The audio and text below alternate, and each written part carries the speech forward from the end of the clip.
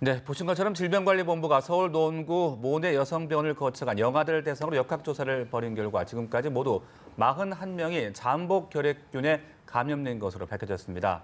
충주의 한 어린이집 교사도 결핵에 감염돼 보건당국이 역학조사와 함께 추가 감염자 확인에 나선 상황입니다. 이 시간에는 엄중시 가천대 기병원 감염내과 교수와 함께 관련 내용 자세히 살펴보겠습니다. 교수님 어서 오십시오. 네, 안녕하십니까. 네, 안녕하십니까. 자, 저희가 보통 이제 결핵에 대한 이야기를 많이 하곤 하는데 막상 또 결핵이 어떤 질병인지 어떤 증상인지 모르는 분들도 많이 계실 것 같거든요. 먼저 그 설명부터 좀 부탁을 드릴까요? 네, 그 결핵은 말 그대로 결핵균에 의해서 우리 몸이 감염돼서 발생하는 질환입니다. 이 결핵균은 굉장히 오래전부터 우리를 괴롭혀 왔는데요. 네. 어떤 기록에 의하면은 한 7,000년 전, 그러니까 서기 7,000년 전, BC 7,000년 전부터 석기 시대부터 이 결핵균에 의해서 환자가 사망한 그런 흔적이 남아 있다고 할 정도로 아주 오래전부터 사람들을 굉장히 많이 괴롭혀 왔고 네. 가장 많이 사람을 사망시킨 질환 중에 하나입니다. 결핵균이 몸에 들어올 때는 주로 호흡기를 통해서 들어옵니다. 그러니까 숨을 들여 마실 때 우리 몸으로 들어오게 되는데 결핵 환자가 기침을 해서 결핵균을 내뿜으면 그 공기를 흡입한 사람들의 한 30% 정도가 감염이 된다고 합니다. 네. 그리고 이 중에 10%가 결핵으로 발병을 하게 되는데요. 주로 폐에 결핵균이 주로 가기 때문에 폐결핵이 가장 많고 그다음에 장이나 아니면 뼈, 관절 이런 데도 결핵균이 올 수 있습니다. 흔히 이제 저희가 의사들이 말하기를 결핵은 손톱, 발톱, 머리카락을 빼고는 다 올 수 있다.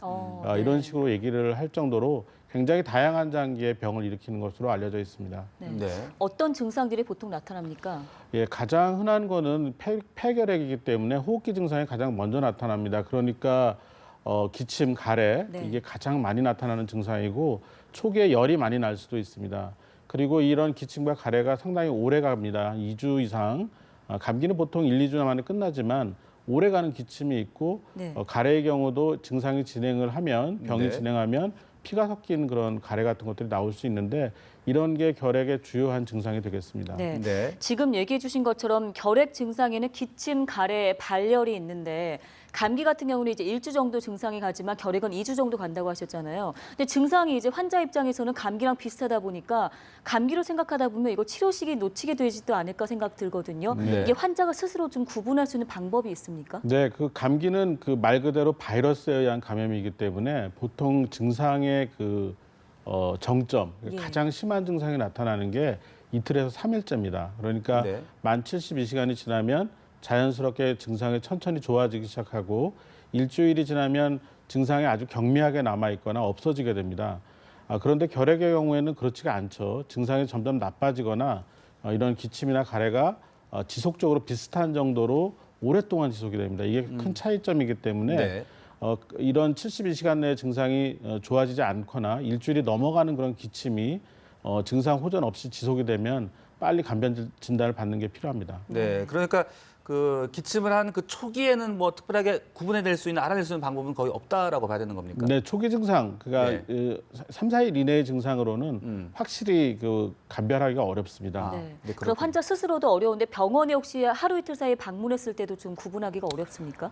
이제 그 경험이 많은 그런 의사들의 경우에는 청진을 통해서 또 감별이 가능합니다. 네. 이게 폐의 그 실질이라고 해서 폐 조직 자체에 염증을 일으키기 때문에 감기 때 청진을 해보면 숨소리가 깨끗합니다. 네. 천식이나 이런 게 없는 사람이라면 깨끗하게 들리는데 네네. 결핵이 진행한 사람들은 숨소리에 이상이 생깁니다. 그래서 좀 지저분하게 들리거나 수포음이라는 것들이 들려서 감별이 네네. 가능합니다. 네. 초기 감별은 좀 상당히 쉽지는 않은 것 같고 좀 오래 지속이 되면 빨리 좀 더 빨리 병원을 또 가봐야 될 것 네, 같군요. 네, 그렇습니다. 네.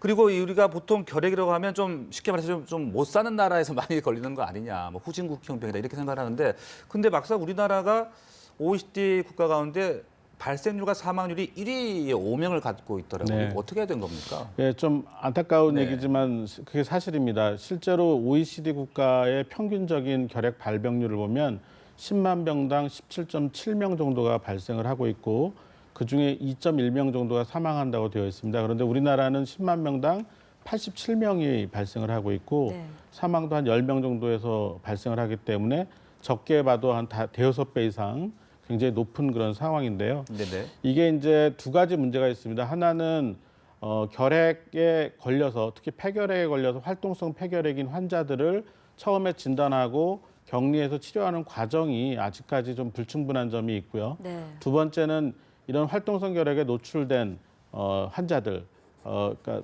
활동성 결핵 환자와 같이 살거나 아니면 이런 활동성 결핵 환자와 같이 근무하거나 같이 생활하는 시간이 긴 노출자들에 대한 잠복 결핵 상태를 확인을 하고 잠복 결핵 상태에서 투약을 할지 말지 그 치료 여부가 아직까지 활성화되지 않아서 아직 이런 결핵 관리가 불충분한 점이 있어서 유병률이 높다고 알려져 있습니다. 네, 네. 지금 말씀해 주신 것들로 이제 연결돼 볼 수 있는 게 앞서 저희가 리포트를 통해서 봤지만 모내 여성병원 근무하던 간호사가 결핵에 걸렸다는 사실이 확인된 게 날짜를 보니 지난달 6월 27일이거든요.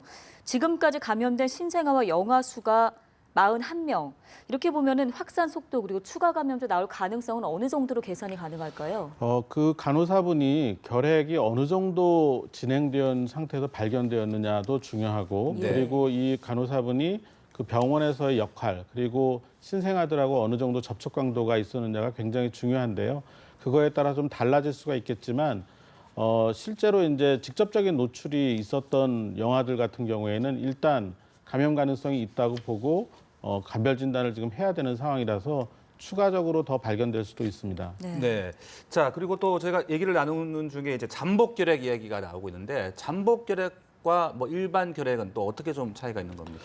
그러니까 결핵균이 몸에 들어와서 어떤 네. 장기든 침범을 해서 실제 염증 반응을 일으키고 이 감염이 진행하는 경우를 활동성 결핵 또는 결핵이라고 얘기를 하는 거고 잠복 결핵은 결핵균이 몸에 들어와 있는 상태에서 아무런 활동을 하지 않고 가만히 있는 겁니다. 그러니까 염증 반응도 일으키지 않은 상태에서 그대로 몸을 감추고 숨어 있는 그런 형태라고 보시면 될 것 같습니다. 네. 네. 이런 잠복 결핵 환자의 한 10% 정도가 결국 나중에 결핵으로 진행을 하는데 결핵으로 진행한 환자의 한 절반 정도는 1, 2년 이내에 발병을 하고 나머지 절반은 전체 생애에 걸쳐서 면역이 떨어지던 시기에 발병할 수 있다고 알려져 있습니다. 그게 네. 그럼 일반 결핵과 잠복 결핵이 처음에 균이 감염돼서 이제 호흡기를 통해 감염된다고 얘기하셨는데 처음 그럼 감염될 때부터 달라지나요? 아니면 환자의 몸 상태에 따라 달라지는 건가요? 보통은 이제 우리가 몸의 면역 상태나 이런 게 충분히 예. 좋은 기능 상태를 유지하고 있는 경우에는 바로 발병을 하지 않습니다. 네. 그래서 오랫동안 장기간 잠복을 하게 되는데요. 네. 그래서 실제로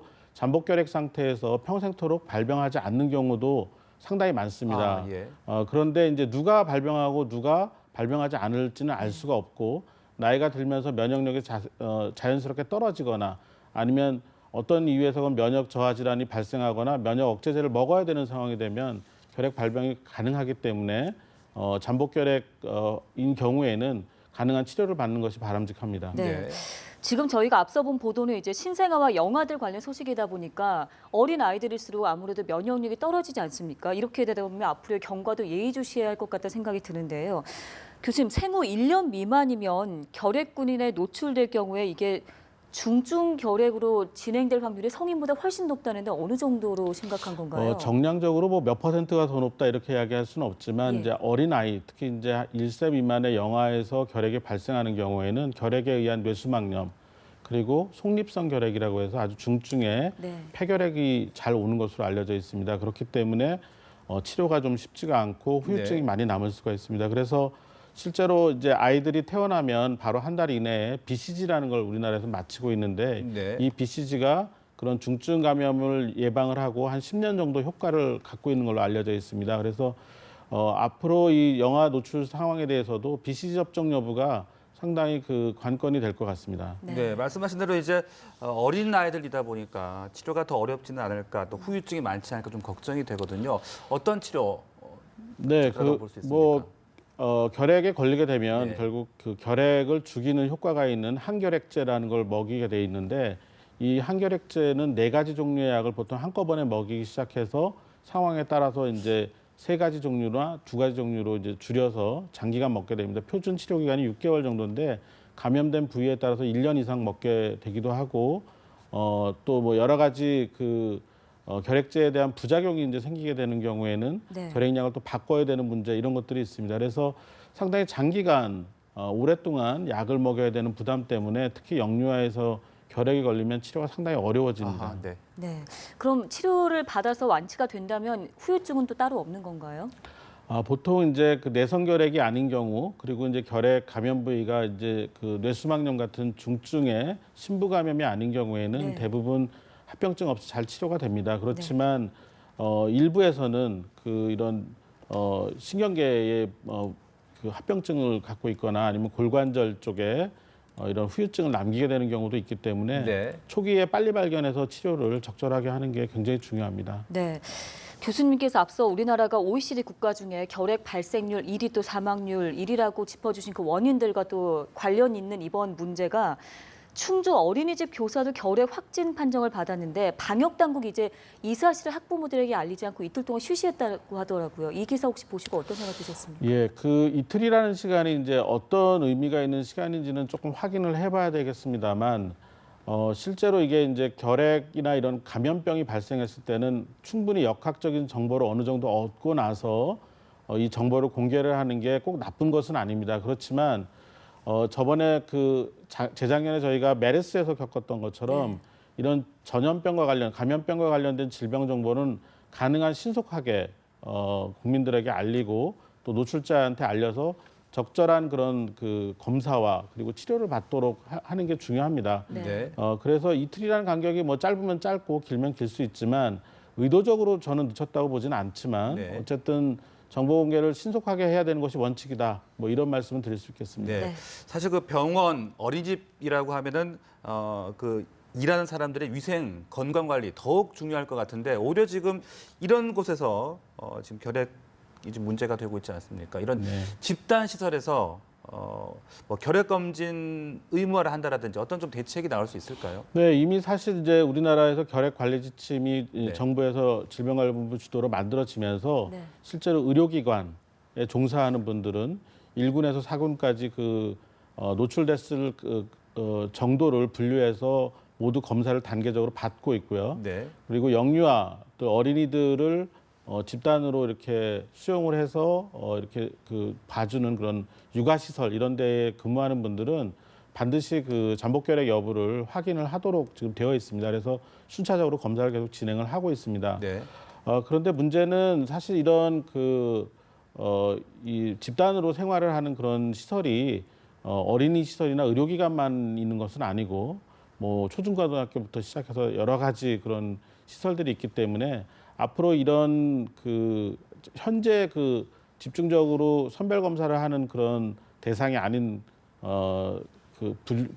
대상이 아닌 분들에 대한 네네. 검사를 어떻게 할 거냐, 또 어떻게 또 치료에 대한 적응을 할 거냐 이런 거에 대한 자세한 정책이 개발이 돼야 되는 상황입니다. 미국의 경우에는 네. 잠복결핵을 관리하기 위한 정책이 50년 동안 진행이 됐습니다. 아하, 네. 수정과 보완을 반복하면서 됐기 때문에 우리나라도 약간 좀 긴 호흡으로 장기적인 정책을 마련할 필요가 있습니다. 그렇군요. 네, 알겠습니다. 교수님 끝으로 일반 직장에서 일하는 사람들은 보통 이제 많은 사람들이 오랜 시간 동안 한 곳에서 같이 체류를 하다 보니까 혹시라도 감염자가 있다면 그 호흡기나 다른 어떤 접촉을 통해서 감염될 확률이 훨씬 높지 않나 싶거든요. 간단한 좀 예방 수칙 같은 게 있다면 어떤 게 있겠습니까? 그러니까 이제 증상이 없는 사람이 해야 될 몫이 별로 없습니다. 이런 결핵 같은 경우는 특히 네네. 호흡기 질환 같은 경우에는 증상이 있는 분들이 조심을 해주셔야 됩니다. 그러니까 기침이나 가래, 콧물 이런 것들이 나오는 그런 증상이 발생을 하면 가능한 마스크를 쓰고 네. 다른 직원분이나 동료분들하고